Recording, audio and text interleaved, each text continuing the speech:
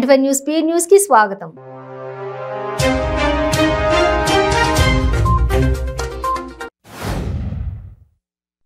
కొడంగల్ నియోజకవర్గంలో కాంగ్రెస్ గెలవడం ఎంత ముఖ్యమో నిర్మల్లో గెలవడం అంతే ప్రాధాన్యతగా తీసుకుంటామని కాంగ్రెస్ పార్టీ తెలంగాణ రాష్ట్ర అధ్యక్షులు రేవంత్ రెడ్డి అన్నారు. నిర్మల్కు చెందిన శ్రీహరిరావు పార్టీలో చేరిన సందర్భంగా ఆయన మాట్లాడుతూ కాంగ్రెస్ కుటుంబంలో చేరిన వారికి సముచిత గౌరవం దక్కుతుందన్నారు. మెదక్ బీఆర్ఎస్ ఎంపీ కొత్త ప్రభాకర్ రెడ్డి ఇంటిపై ఐటీ అధికారులు సోదాలు నిర్వహించారు. కొండాపూర్లోని లుంబిని ఎస్ఎల్ఎన్ స్ప్రింగ్ విల్లాస్లో ఎంపీ ఉండే ఇంటితో పాటు కార్యాలయాలపై కూడా ఐటీ అధికారులు సోదాలు జరిపారు. ఈ ఐటీ సోదాలపై ఎంపీ స్పందిస్తూ 1986 నుంచి వ్యాపారం చేస్తున్నానని, అప్పటి నుంచి తనది వైట్ పేపర్ మీదనే ఉంటుందని తెలిపారు.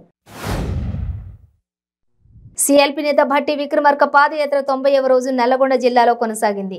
నాగార్జున సాగర్ నియోజకవర్గం గుర్రంపోడు మండలం ఆవగూడెం క్రాస్ రోడ్డు నుంచి Bhatti Vikramarka padayatra Avagudem cross road, Lakshmidevigudem cross road మీదుగా నల్లగొండ నియోజకవర్గంలోని Parvathagiri, Dorepalli X road, Dharmeshipuram, G Chennaram గ్రామాల వరకు పాదయాత్ర కొనసాగింది. రంగారెడ్డి జిల్లా రాజేంద్రనగర్ పరిధిలోని కిస్మత్పూర్ క్రాస్ రోడ్డు వద్ద 82 గ్రాములకు పైగా కొకాయిన్ను పోలీసులు పట్టుకున్నారు. ఈ నేపథ్యంలో సుంకర కృష్ణప్రసాద్ అనే వ్యక్తిని అరెస్టు చేశారు. 78.50 లక్షల విలువ చేసే కొకాయిన్తో పాటు 2 లక్షల నగదును రాజేంద్రనగర్ పోలీసులు మాదాపూర్ ఎస్ఓటీ టీమ్స్ స్వాధీనం చేసుకున్నారు. నకిలీ విత్తనాలపై ఉక్కుపాదం మోపాలన్న రాష్ట్ర ప్రభుత్వం ఆదేశాలతో నల్లగొండ జిల్లా వ్యాప్తంగా ప్రత్యేక నిఘా ఏర్పాటు చేసి వ్యవసాయ శాఖ అధికారులతో కలిసి దాడులు నిర్వహించి అక్రమార్కులను పట్టుకుంటున్నారు. ఈ క్రమంలో Narketpally police station SI D Saidababu, SI Vijay Kumar, SI E Ravi మరియు టాస్క్ ఫోర్స్ సిబ్బంది, వ్యవసాయ శాఖ అధికారులు భారీ మొత్తంలో నకిలీ పత్తి విత్తనాలు స్వాధీనం చేసుకున్నారు. విశాఖ జిల్లా అనకాపల్లి తాడి రైల్వే స్టేషన్ మధ్య గూడ్స్ రైలు పట్టాలు తప్పింది. 5 బోగీలు పట్టాలు తప్పడంతో ట్రాక్ దెబ్బతిన్నది. ఈ ప్రమాదం విశాఖ విజయవాడ మార్గంలో రైళ్ల రాకపోకలపై తీవ్ర ప్రభావం చూపించింది.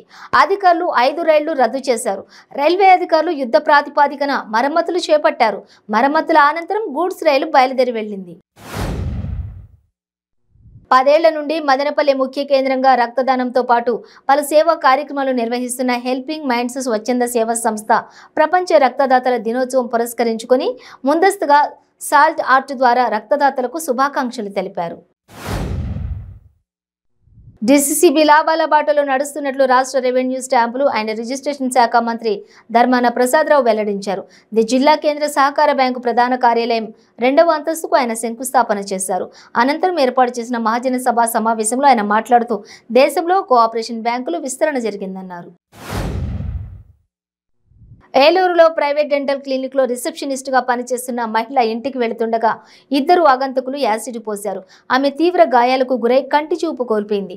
ఏలూరులోని విద్యానగర్ మినిస్ట్రీ దగ్గరలో నివాసం ఉంటున్న ఎడ్ల ప్రాంచిక భర్త ఆంజనేయులతో ఏడాది క్రితం గొడవ కారణంగా వేరుగా ఉంటుంది. డెక్కన్ క్రానికల్ ప్రమోటర్లకు ఈడీ బిగ్ షాక్ ఇచ్చింది.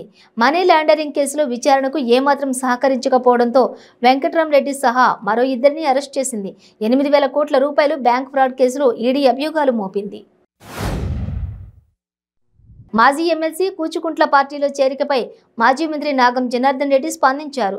పార్టీ బలోపేతం కోసం ఎవరు పార్టీలోకి వచ్చినా ఆహ్వానిస్తామని, కానీ ఈ ఒక్కసారి మాత్రం తనకు అవకాశం ఇవ్వాలని కోరారు. తనలాంటి వ్యక్తి అసెంబ్లీలో ఉండాల్సిన అవసరం ఎంతైనా ఉందన్నారు.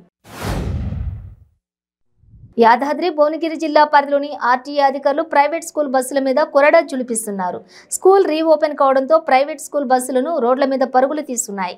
నిన్న దాదాపు 20కి పైగా స్కూల్ బస్సులకు చెక్ చేయక అందులో 4 బస్సులను ఎలాంటి ఫిట్నెస్ అనుమతులు లేకపోవడంతో సీజ్ చేశారు. ఆంధ్రప్రదేశ్ బీసీ సంక్షేమ శాఖ మంత్రి చెల్లిబోయిన వేణుగోపాలకృష్ణ తిరుమల శ్రీవారిని దర్శించుకున్నారు. ఉదయం వీఐపీ విరామ దర్శనంలో శ్రీవారిని దర్శించుకున్నారు. మంత్రికి ఆలయ అర్చకులు ఆశీర్వాదం, తీర్థ ప్రసాదాలు అందజేశారు. అనంతరం ఆలయం వెలుపల మీడియాతో మాట్లాడుతూ స్వామివారి దివ్య ఆశీస్సులు ప్రజలకు అందాలని ఆకాంక్షించారు. సంగారెడ్డి జిల్లా వట్పల్లి మండలం గొర్రెకల్ గ్రామంలో బాసర ట్రిపుల్ విద్యార్థిని దీపిక అంత్యక్రియలు నిర్వహించారు. నిర్మల్ జిల్లా బాసర ట్రిపుల్ దీపిక ఆత్మహత్య చేసుకుంది. తల్లిదండ్రులు, బంధువులు కన్నీరు మున్నీరుగా విలిపించారు. దీపిక మృతితో గ్రామంలో విషాద ఛాయలు అలుముకున్నాయి. అన్నమయ్య జిల్లా మదనపల్లె పట్టణం నుంచి 40 మంది హజ్ యాత్రకు బయలుదేరారు. వీరు మదనపల్లె నుంచి బస్సులో విజయవాడకు బయలుదేరారు. మొదట స్థానిక జామియా మసీదులో నమాజ్ అనంతరం హజ్ యాత్రికులకు వీరి కుటుంబీకులు ముస్లిం పెద్దలు వీడ్కోలు పలికారు.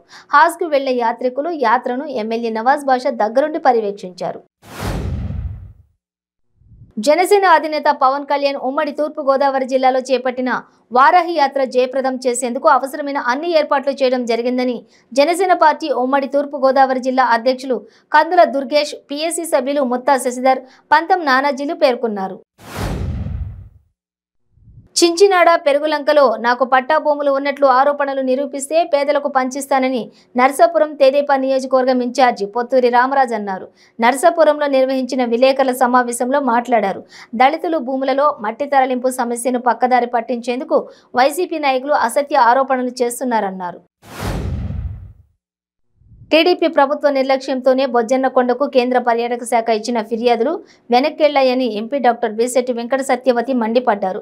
ఆనాటి ప్రభుత్వం అనుకూలమైన స్థలం చూపించి ఉంటే ఇలాంటి దుస్థితి ఎదురయ్యేది కాదన్నారు. ఇవేమీ తెలుసుకోకుండా టీడీపీ నేత పీలా గోవింద సత్యనారాయణ బాధ్యతారహితంగా మాట్లాడడం సరికాదని ఎంపీ హితవు పలికారు.